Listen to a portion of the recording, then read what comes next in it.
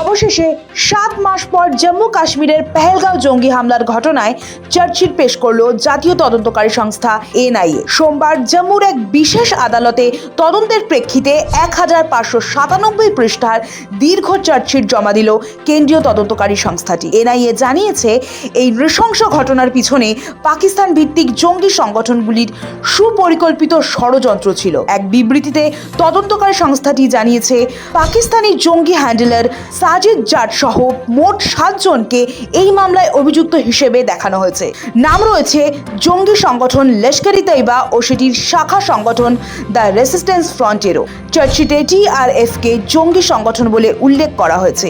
কিভাবে সীমান্তের ওপার থেকে হামলার ছক কষা হয়েছিল, কিভাবে স্থানীয় নেটওয়ার্ক ব্যবহার করে হামলা চালানো হয় তার প্রমাণও ওই নথিতে দেওয়া হয়েছে।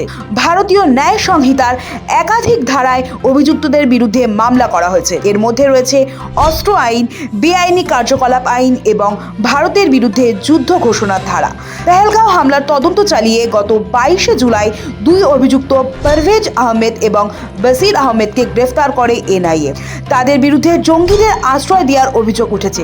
পারভেজ আর বসিরকে জিজ্ঞাসাবাদ করে হামলাকারীদের পরিচয় জানতে পারে তদন্তকারী সংস্থা। চলতি বছরের 22 এপ্রিল জম্মু ও কাশ্মীরের পেহেলগাঁওতে বড়সড় সন্ত্রাসী হামলার ঘটনা ঘটে। পর্যটকদের ধর্ম জিজ্ঞেস করে হত্যা করা হয়।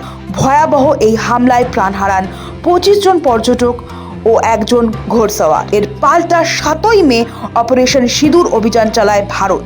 পাকিস্তান ও পাক অধিকৃত কাশ্মীরে অবস্থিত 9টি জঙ্গি ঘাঁটিতে আকাশপথে হামলা চালানো হয়। এর জেরে ভারত পাকিস্তান যুদ্ধ বেঁধে যায়। শেষ পর্যন্ত 10ই মে দুদেশের মধ্যে সমঝোতার মাধ্যমে উত্তেজনার অবসান ঘটে। এবার 7 মাস পর পেহেলগাঁও জঙ্গি হামলার ঘটনায় চার্জশিট পেশ করল জাতীয় তদন্তকারী সংস্থা এনআইএ। ব্যুরো রিপোর্ট, সময়, কলকাতা।